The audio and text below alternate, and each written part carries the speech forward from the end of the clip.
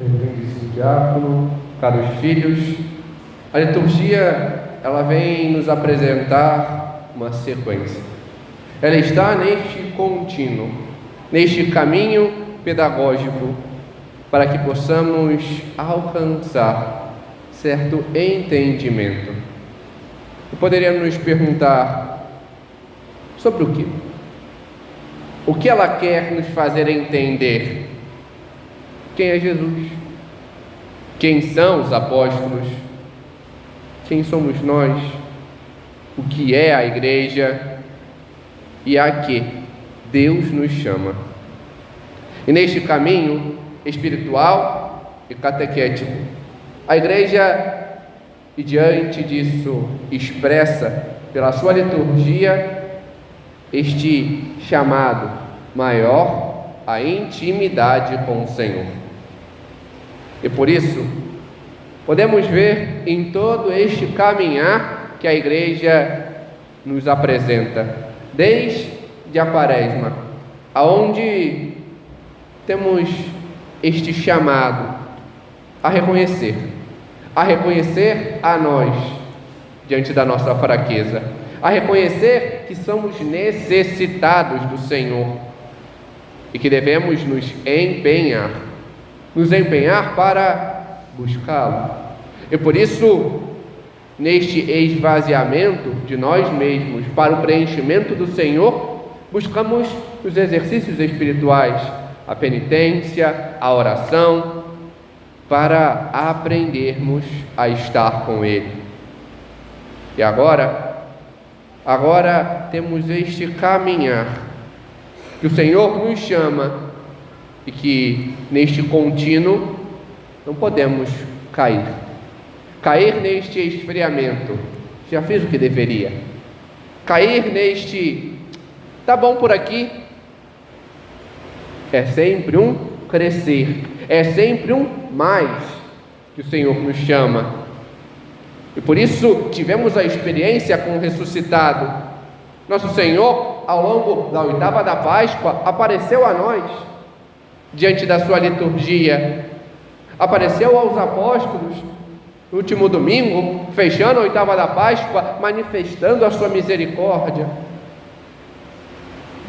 Nosso Senhor manifesta-se por meio de sinais, a sua ressurreição, o sepulcro vazio, os lençóis que ao chão estavam, o sudário dobrado à cabeceira, os anjos que aparecem para anunciar que ali não está, ele ressuscitou, mas de modo particular, ele, que a nós vem e aparece, mais de uma vez, para manifestar seu amor a cada um de nós. Não podemos, portanto, cair neste grande erro. E que grande erro podemos cometer? No erro de achar que basta a preparação. Imaginemos um atleta, talvez, como estamos no Brasil, o país do futebol, talvez a ilustração do futebol seja mais clássica. Imaginemos um jogador de futebol que é o primeiro a chegar no treino, se empenha, está sempre ali, dá o seu melhor no treino. Aí o técnico vai e escalha e fala: não, obrigado, não quero jogar não. Não tem sentido. Por que ele treinou tanto? Para não jogar? Quero ficar no banco. Precisa ser escalado, não. Não há sentido algum. Não há propósito em treinar para no dia não fazer nada. Ou imaginemos um atleta, daqui a pouco temos já as Olimpíadas, que treina durante tanto tempo, mas na hora H, quer ir para as Olimpíadas? Não, vou ficar em casa, assisto pela televisão. Não tem sentido algum. E se isto não tem sentido, também não tem sentido a nós buscarmos uma preparação intensa ao longo da Quaresma para depois voltarmos às mesmas coisas, ao mesmo estado de antes e não buscarmos crescer mais, melhorar mais, mas voltarmos ao que éramos. E é exatamente isso que o Senhor nos alerta. Alerta a despertarmos. Hoje o Senhor nos chama a atenção e coloca diante de nós um exemplo. Pedro, ele tinha este impulso, fez toda uma preparação intensa. Pedro foi chamado, estava sempre ali, andava com o Senhor, era extremamente entusiasmado, era o primeiro a falar, era o que falava com mais força, mas depois de tudo, depois de ter a experiência com o ressuscitado, depois de tudo que passou, ouvimos hoje, ele volta para a sua vida, volta para o mar, volta para pescar.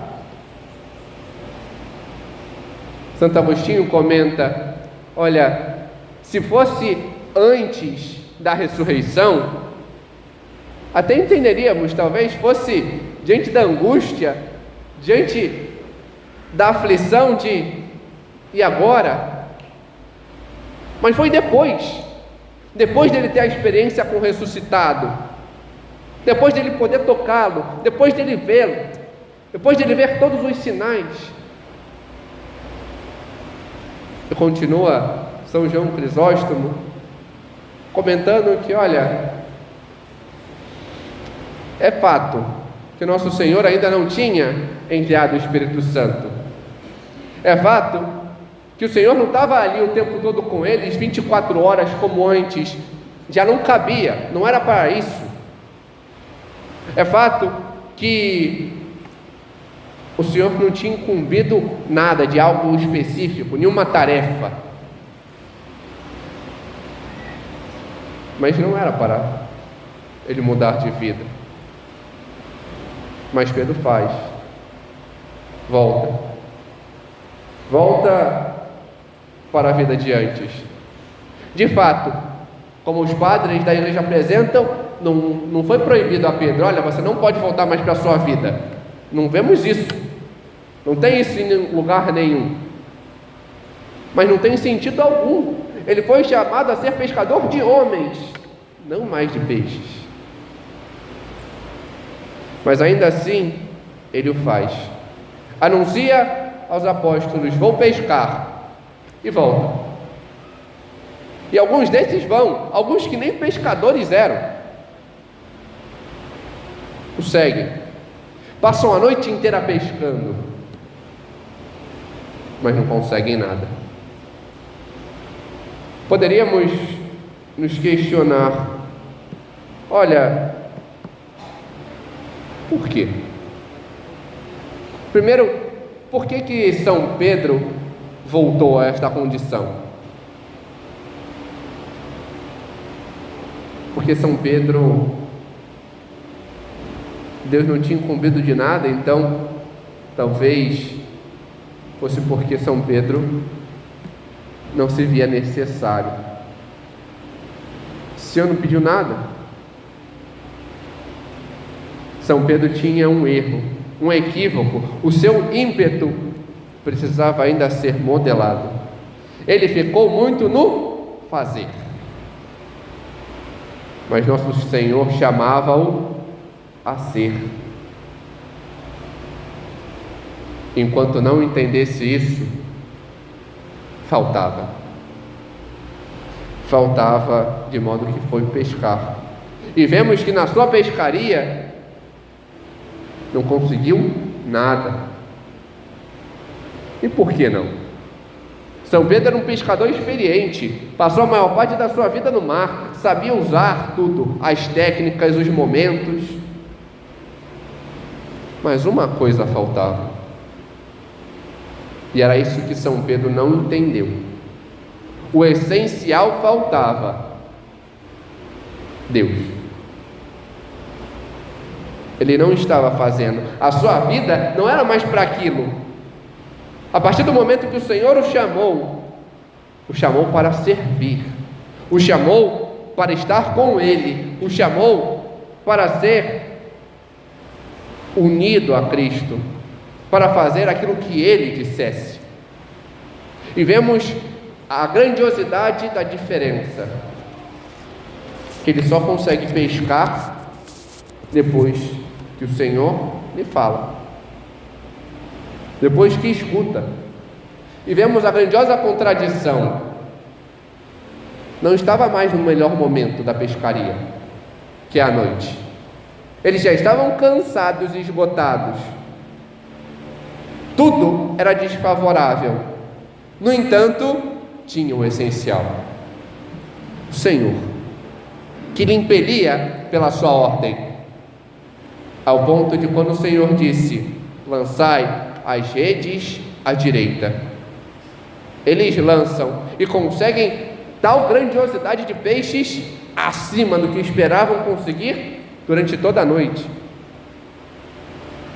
ao ponto que São João, quando comenta, chega a expressar até um número de grandes peixes.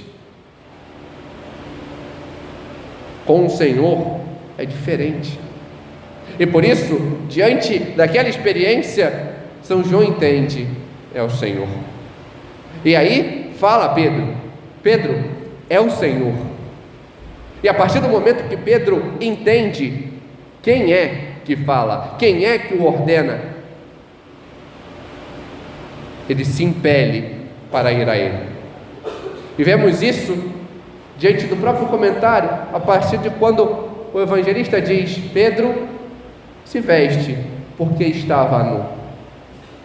E o que significa isso, senão que Pedro não estava revestido daquilo que Deus colocou a ele para se revestir.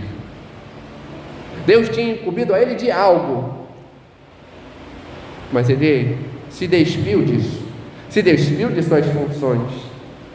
Mas quando vê que é o Senhor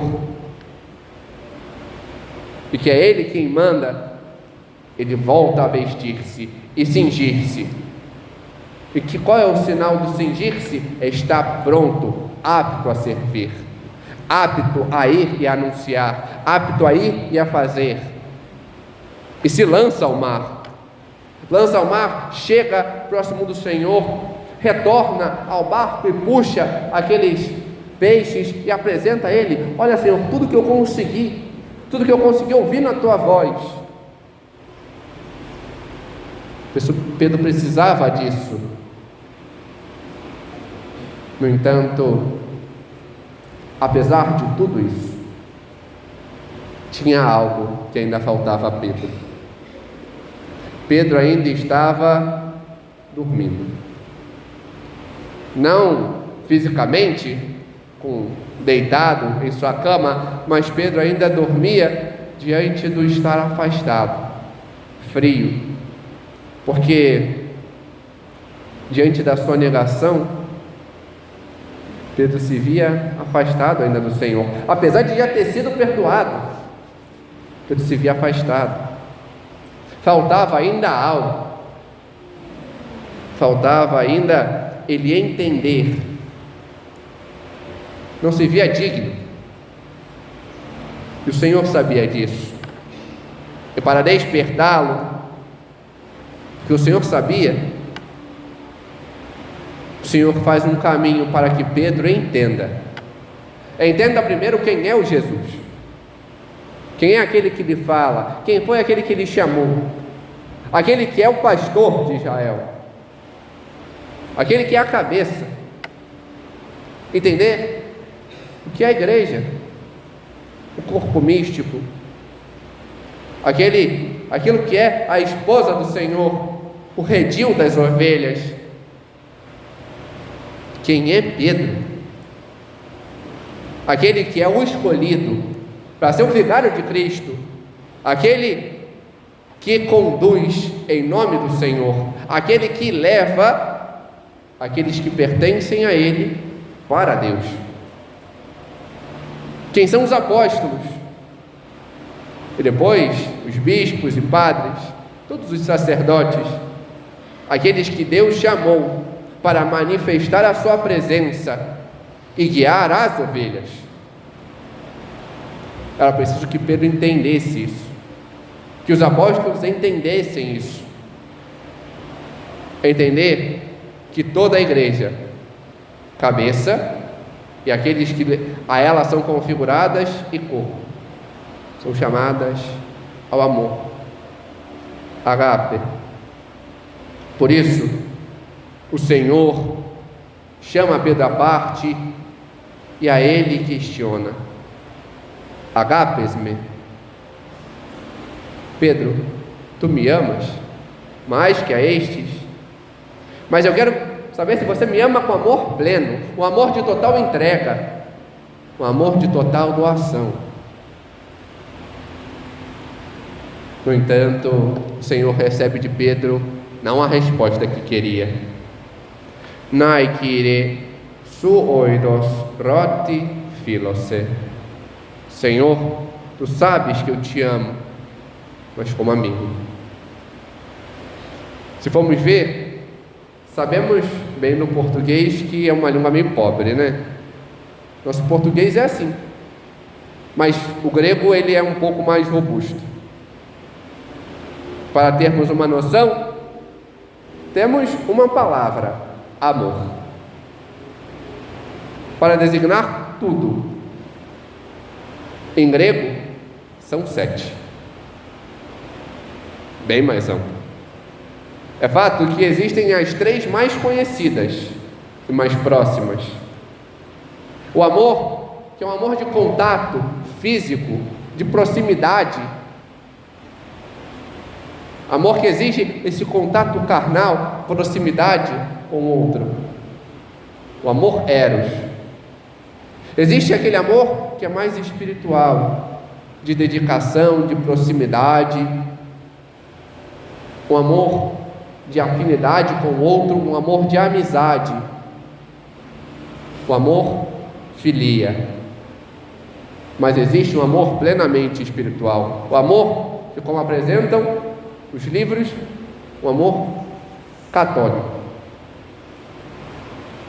o amor que vem de Deus, um amor que é inteiramente doação, inteiramente entrega, um amor ágape. É esse amor que o Senhor quer. E por isso questiona a Pedro, mas Pedro ainda assim é fraco. E tem em si uma dor. E qual a grande dor de Pedro?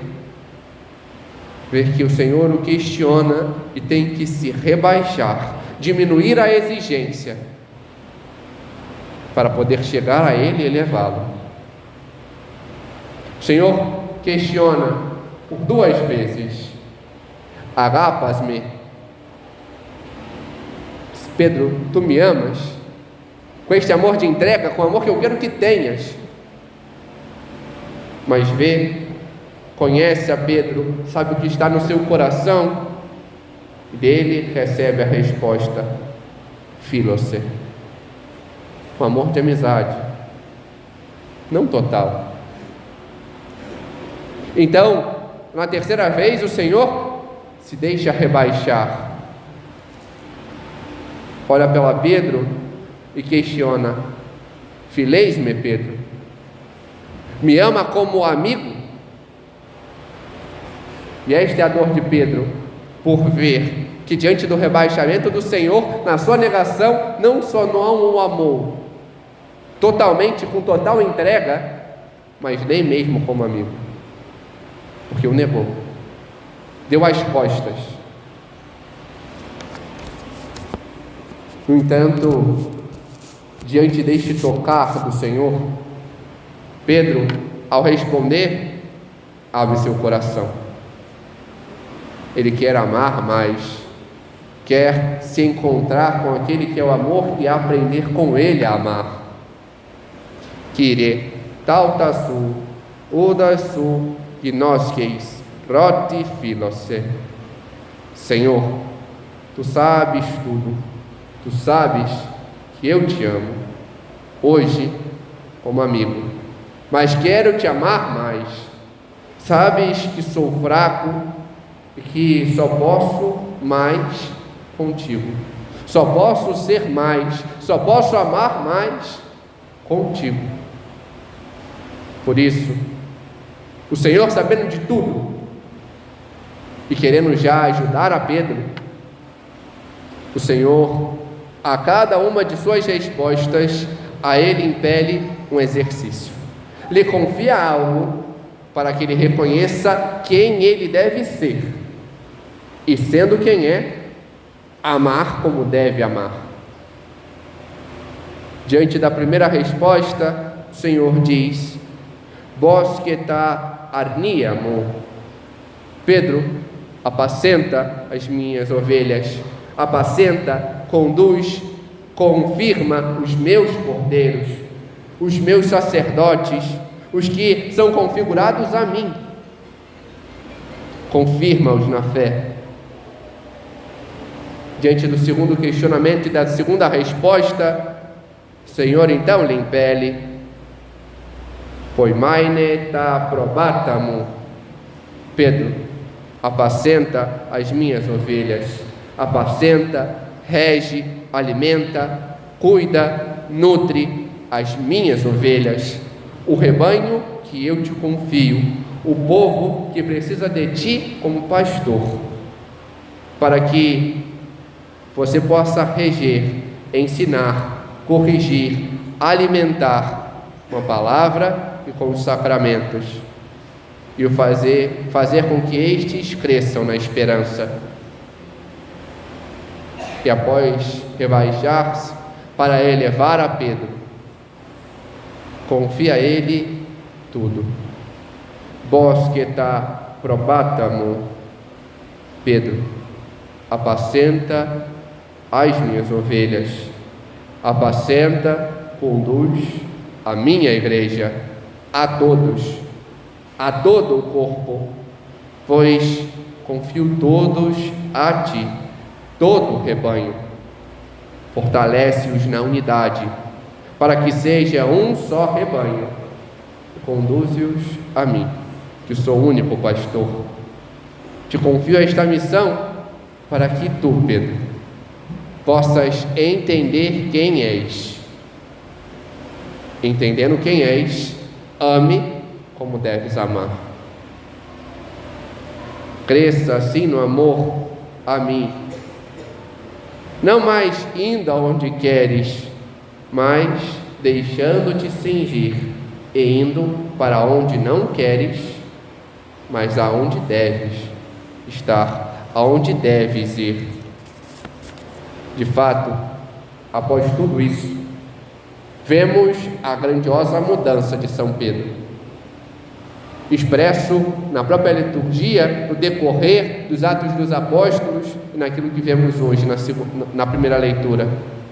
Após Pentecostes, São Pedro é impelido e anuncia, ao ponto de converter 3.000, e depois enfrenta todas as autoridades judaicas sem medo, de modo que hoje, como vimos na primeira leitura, é preso, flagelado e se alegra porque se foi visto como digno de sofrer pelo nome do Senhor, demonstrar o seu amor a Cristo, se entregar por Cristo.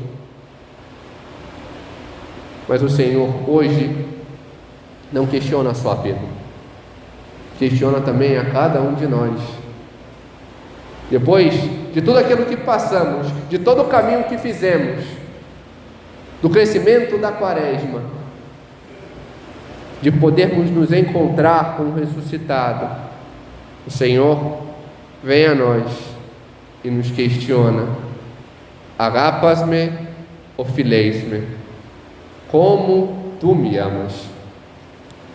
Com amor total, de entrega, de doação, ou somente como amigo? Como é que estamos amando o Senhor? Como é que estamos buscando o Senhor? Será que plenamente, com total entrega e união a Ele, fazendo aquilo que São João apresenta no livro do Apocalipse, como vimos na segunda leitura, dando a Ele toda a honra e toda a glória? Ou ainda temos em nós as restrições, o meu querer, a minha vontade, as minhas coisinhas. É só um amigo. Como estamos amando o Senhor? Todo este caminho que fizemos, desde a Quaresma até agora, é para continuar crescendo, era para aprendermos a amar como devemos. Por isso entendamos quem somos e aquilo que somos chamados a este amor, chamados a amar. E se não amamos, diz São José Maria, porque é isso que devemos fazer. Se não amamos, nosso coração se converte em um ninho de vermes. Não sejamos assim. Não deixamos que nosso coração se converta neste ninho, mas aprendamos a amar. Amar como Pedro ama, amar como os apóstolos amam, amar como a Virgem Maria o ama. Este amor de todo o coração, de total entrega. Ela pôde responder ao Senhor desde o início a resposta que o amor que Deus queria ouvir. Agapo-se, amo-te, Senhor, e me entrego inteiramente a Ti. Acorramos a ela para aprender com ela a amar e a responder ao Senhor, conforme Ele quer que seja a nossa resposta. Kyrie, su oidos, roti agapose. Senhor, Tu sabes tudo, Tu sabes que eu Te amo e me entrego inteiramente a Ti. Amém. Glória ao Pai, e ao Filho, e ao Espírito Santo,